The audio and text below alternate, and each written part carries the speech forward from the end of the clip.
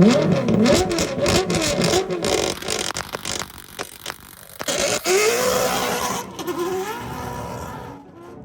soon as we launched, I knew immediately what had happened, and that the wheel had left the car, and you could feel the back right of the car drop down into the gravel and all the noise that it creates along with it. And so we knew the rally was over for us at that point.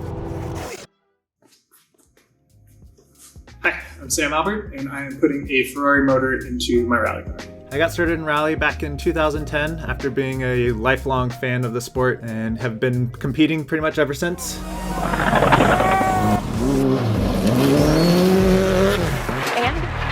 Are you kidding me? I joined Dirtfish back in 2015 as a part-time instructor, and then went full-time for 2018, the same year that I competed in the Dirtfish Limited 4-wheel drive rally car for the full ARA National Championship.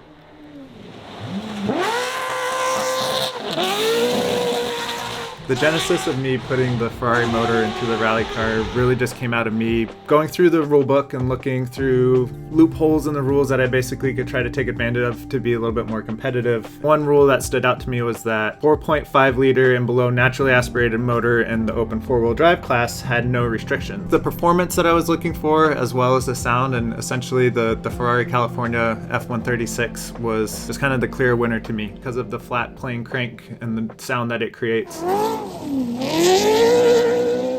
At the time when I sourced this motor from a exotic salvage yard in Michigan, it was very comparable to a fully built Subaru long block, from the motor, manifolds, ECUs, all that sort of stuff, for just over $11,000. They've gone up quite a bit in price. Still a very affordable path to get a Ferrari supercar motor into the rally car.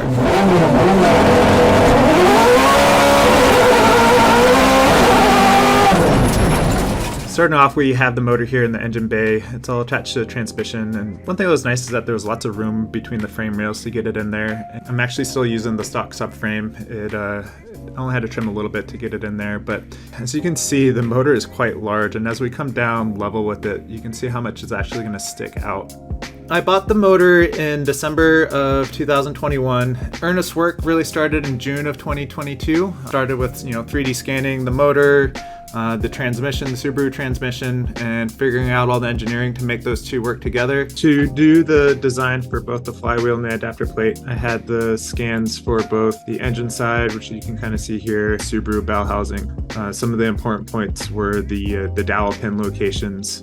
You can see some of the dowels that helps to positively locate the Subaru bell housing, and then on the Ferrari side, it's actually integrated in with some of the bolt locations. I wanted to make sure it was strong enough, so I went with a 1/2 inch. I had that thickness. It was on to designing the flywheel. Ultimately made that all connect and be within spec, and be able to use a hydraulic release bearing so that I didn't have to do a whole lot of other modifications to make this all work.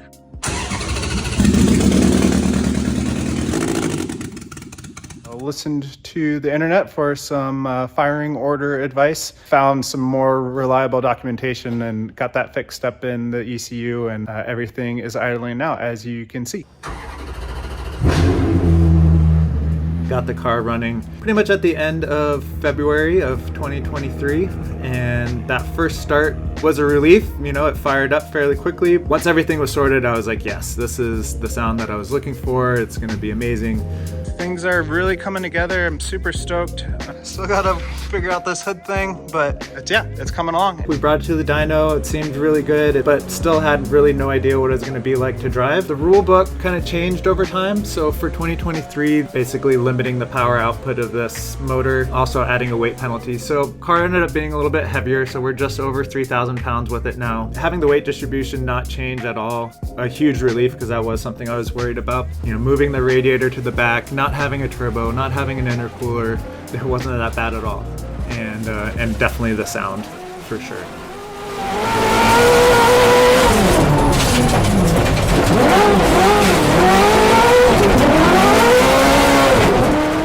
First time really driving it was at Dirtfish. Got a chance to do a shakedown there just to kind of see what it felt like to drive. And I think really the most notable thing that I recognized when I first did that shakedown was how different the power delivery was. And I had never driven a rally car that had a power band like a high power V8 has.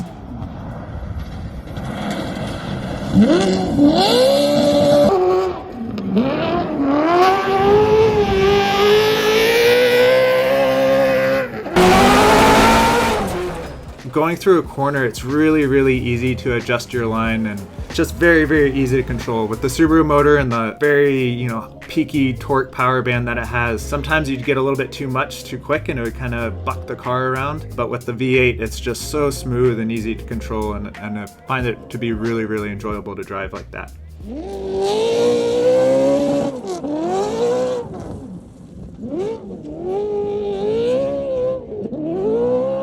Going into the Olympus Rally as the first kind of shakedown for the car on a proper stage road. To be honest, if we were to finish the Olympus Rally, it would have been a miracle. We just kind of came at it as an opportunity to kind of shake down the car in a realistic setting. Really just wanted to make sure that everything would stay together and that the cooling package was adequate to keep the car cool. The whole time that I spent in preparation going to Olympus was all really focused on the motor, and admittedly I just didn't have the time to focus on other things and re-prep all the other components of the cars. We're pulling up to the start of stage one. Everything seemed totally fine, and this is after doing the shakedown. We did our little tire warm-up. Our brakes feel a little sticky. I wonder if we just have some gravel stuck in the wheels or just something strange is wrong. So as soon as we launched, I could feel that wheel start to go, and the back right of the car just kind of dropped down, and immediately knew that something was drastically wrong.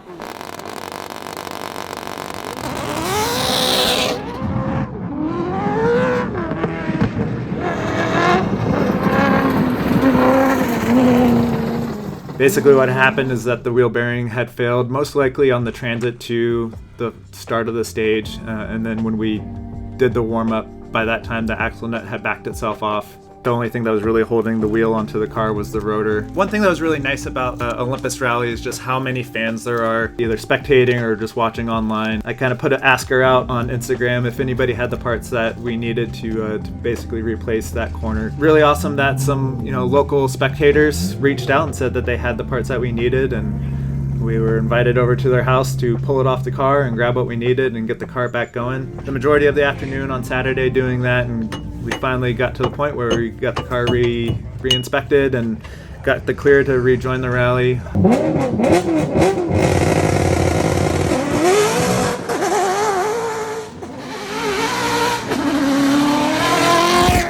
It really just wasn't meant to be. It gave us a lot of data about how the motor was running, starting to run hot. So we elected to back off pretty heavily on that stage and just bring the car back into service. With that being said, we have all the data that we needed to address those issues, and we've got a game plan in place going into Oregon Trail Rally.